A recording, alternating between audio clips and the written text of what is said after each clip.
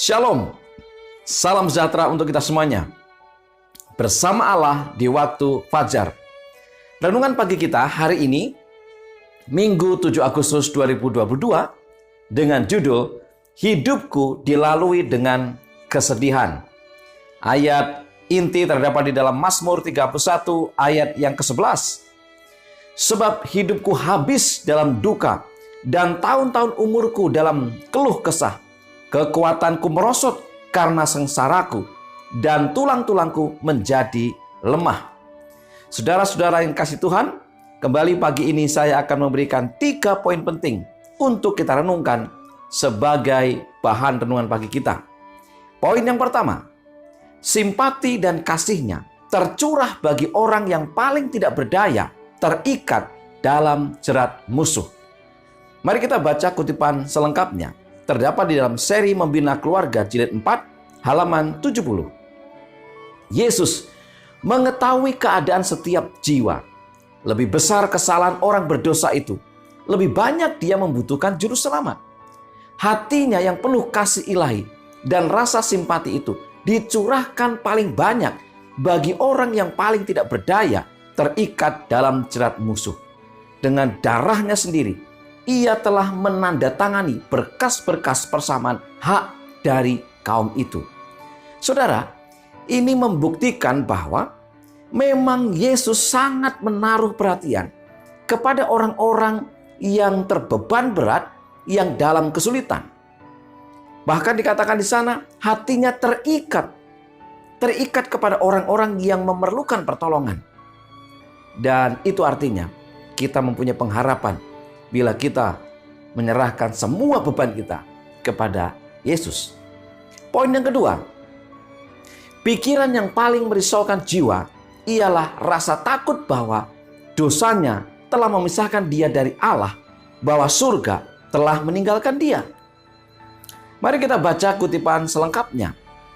Manakala setelah dosanya, yakni menipu Esau, Yakub melarikan diri dari rumah ayahnya, dia dibebani satu perasaan bersalah dalam keadaan seorang diri dan terbuang, terpisah dari segala sesuatu yang membuat hidupnya berharga.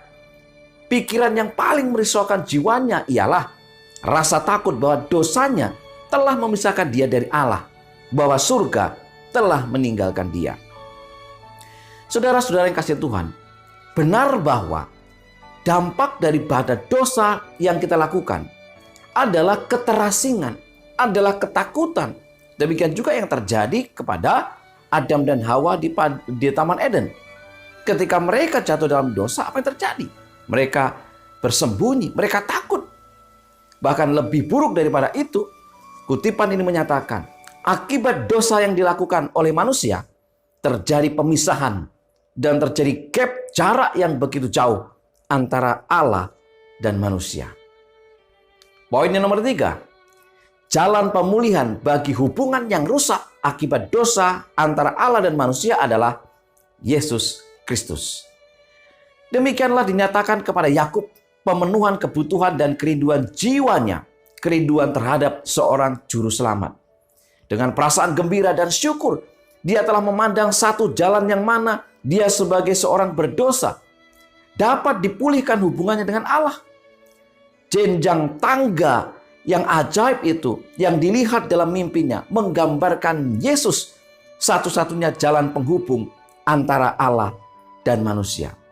Kabar baik bagi saya dan saudara, ketika saya dan saudara jatuh dalam dosa, ada Yesus yang menghubungkan antara kita orang berdosa dengan Bapa kita yang ada di surga. Bapa yang memberikan pengampunan. Dan melalui Yesus maka kita dihubungkan kembali. Kita memperoleh pengharapan. 3 poin utama kita hari ini adalah simpati dan kasihnya tercurah bagi orang yang paling tidak berdaya, bagi saya dan saudara. Yang kedua, pikiran yang paling merisaukan jiwa ialah rasa takut bahwa dosanya telah memisahkan diri dari Allah. Dan itulah juga yang kita rasakan. Dan yang ketiga, ada jalan pemulihan antara hubungan kita dengan Allah oleh karena dosa, yaitu melalui Yesus Kristus. Biarlah hari ini kita memohon kepada Yesus, Juru Selamat, untuk menghubungkan kembali jalan yang telah rusak antara kita dengan Tuhan. Mari kita tunduk kepala dan kita berdoa. Bapa di surga, Allah yang penuh kasih, terima kasih untuk renungan yang begitu indah. Biarlah firman ini menguatkan kami, meneguhkan kami, memberikan kepada kami harapan bahwa Yesus telah membuka jalan, memulihkan hubungan antara kami orang berdosa dengan Bapa yang di surga. Terima kasih ya Tuhan. Mohon berkat untuk kami semuanya. Dalam nama Yesus kami berdoa. Amin. Saudara-saudara yang kasih Tuhan, tetap semangat bersama Allah di waktu fajar, dan Tuhan memberkati kita.